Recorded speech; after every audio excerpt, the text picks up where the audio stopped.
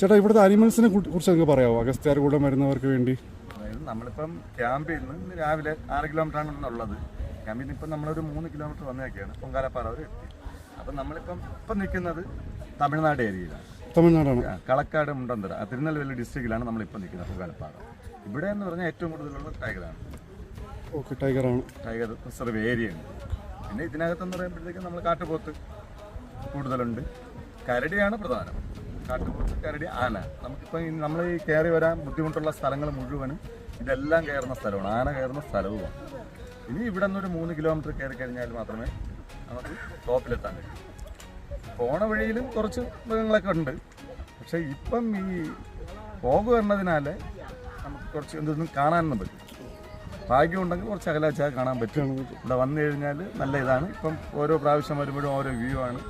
സുഖമായിട്ട് പലതും കാണാനും പറ്റും.